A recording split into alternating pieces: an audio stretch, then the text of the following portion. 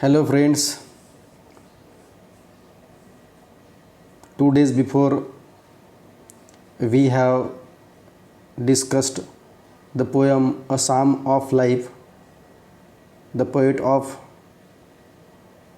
the poem was H.W. Longfellow. Now we will discuss this poem with the help of PPT. So welcome friends. A Psalm of Life. Psalm means a hymn or a prayer. जीवनाची प्रार्थना. This poem echoes the Hindu philosophy. Hindu तत्वज्ञान जे आहे त्या तत्वज्ञानाशी अत्यंत जवळीकतेचं नातं ही कविता आपल्याला सांगते. So Henry Wadsworth Longfellow 1807 to 1882 is an American poet. Though he does not belong to the first rank of poets like E. Robinson, Emily Dickinson, and other poets, his philosophy is regarded nothing but sentimental morality. Though these are true things, but we cannot deny his place in American poetry. The poem was published in his first collection of poetry, namely Voices in the Night, in 1839. As I have stated before, मी तुम्हाला आधीच सांगितलं आहे की the poem recalls the philosophy of Bhagavad Gita. What Bhagavad Gita says? Bhagavad Gita which stresses that the soul is immortal and body is mortal. शरीर हे नश्वर आहे आणि आत्मा जी आहे ती अविनाशी आहे. आत्मा काय करते? एक शरीर बदलते आणि दुसऱ्या शरीरामध्ये प्रवेश करते. Life is full of struggle itself and the man should always ready to face it. So this is in short the theme of the poem, that life is a full of struggle and one cannot deny facing this struggle. जीवन एक संघर्ष है. अगर तुम्हें जीवन का युद्ध जीतना है तो तुम्हें लड़ना ही पड़ेगा. So we will see the poem stanza by stanza. Tell me not in mournful numbers, life is but an empty dream, for the soul is dead that slumbers and things are not what they seem. Don't tell me that life is but an empty dream. Life is not only empty dream, but life is more than that. Cause for the soul is dead that slumbers and things are not what they seem. Soul never dies. आत्मा कधीही मरत नाही. आत्म्याला कधीही मरण येत नाही. And things are not what they seem. वस्तू ज्या आहेत, गोष्टी ज्या आहेत त्या तशा नाही आहेत. So what is life? Life is real. Life is earnest and the grave is not its goal. जीवनाचं शेवटचं ध्येय मृत्यू नाही आहे. मृत्यूच्याही पलीकडे काहीतरी आहे. Dust thou art to dust returns was not spoken of the soul. आत्मा कधीही म्हणत नाही कि मिट्टी के बदले तुझको मिट्टी देकर जाना है.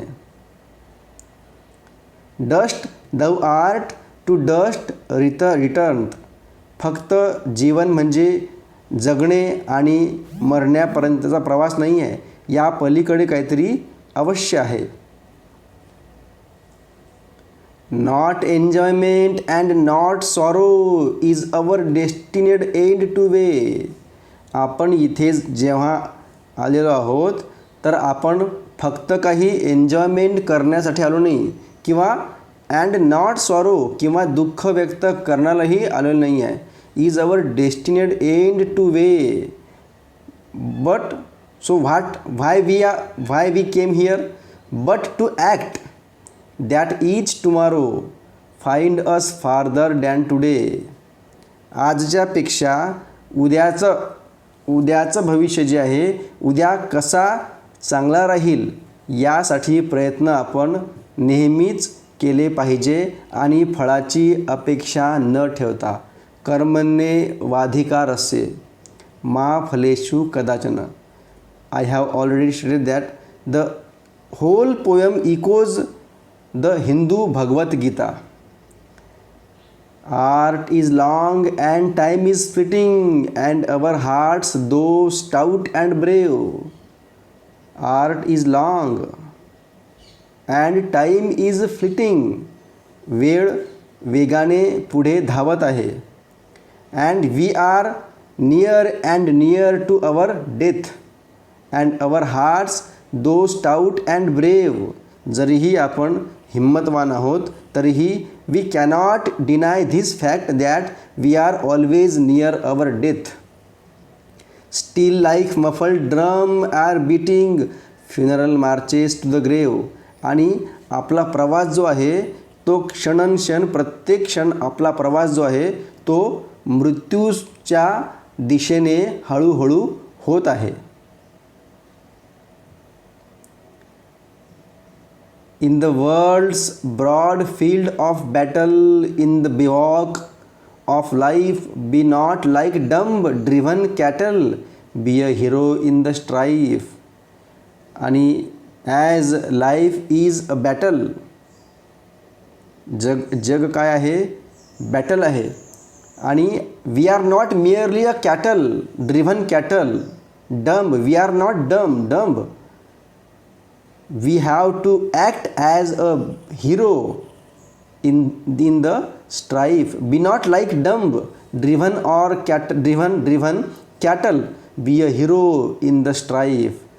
Trust no future however is pleasant. Do not try to trust your future because you don't know what is going on in your future. And as let the dead past बरी इट्स डेड. हीच गोष्ट जी गोष्ट आपण भविष्यकाळाबद्दल बोलू शकतो, हीच गोष्ट आपण आपल्या स्वतःच्या भूतकाळाबद्दल सुद्धा म्हणू शकतो. भविष्यामध्ये काय घडणार आहे आपल्याला माहिती नाही आहे आणि भूतकाळात जे घडलेलं आहे ते घडून गेलेलं आहे. So act then what to do. So act in the living present. जे काही करायचं है, जो कुछ भी करना है वो प्रेजेंट में करना है. वक्त का मतलब है अब, अभी नहीं तो कभी नहीं. Like act in the living present, heart within and God overhead. मनामध्ये आत्मविश्वास ठेवा आणि सोबतच देवाची साथ सोबत असू द्या. Lives of great men all reminds us we can make our lives sublime. आपले पूर्वज जे आहेत किंवा असे अनेक महान लोक आपण पाहतो की lives of great men all reminds us. आपल्याला ही महान लोक नेहमी आठवण करून देतात. We can make our live sublime. आपण आपलं आयुष्य जे आहे ते सबलाईम करू शकतो, उच्च कोटीचं करू शकतो. and departing, and when we will depart from this life, leave behind us footprints on the sand of time. And when we will go, when we will depart, जेव्हा आपण जाऊ तेव्हा आपण या आपल्या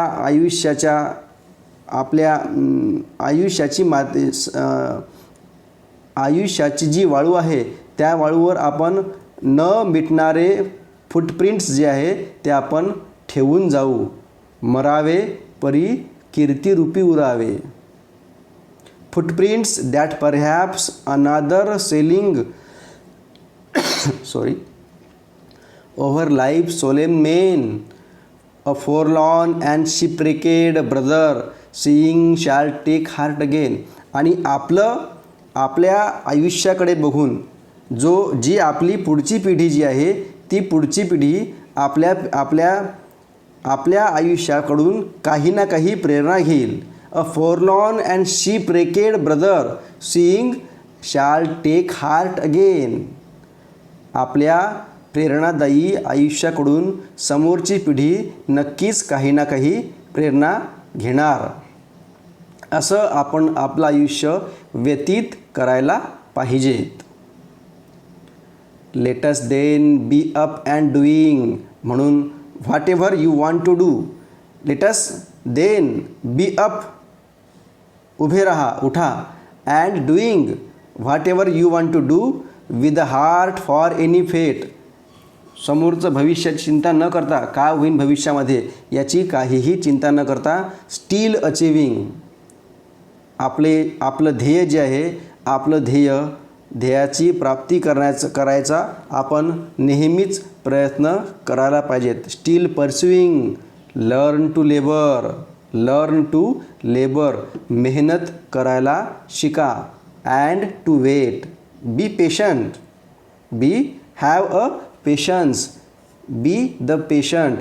तुम्ही धीर धरा आणि सोबतच मेहनत करायला शिकायला पाहिजे.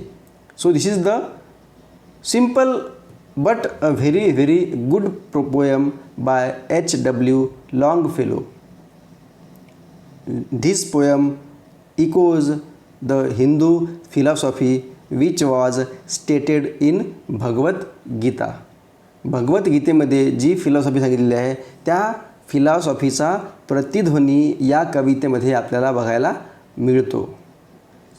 तर मित्रांनो, ही कविता अशा प्रकारे ही कविता होती.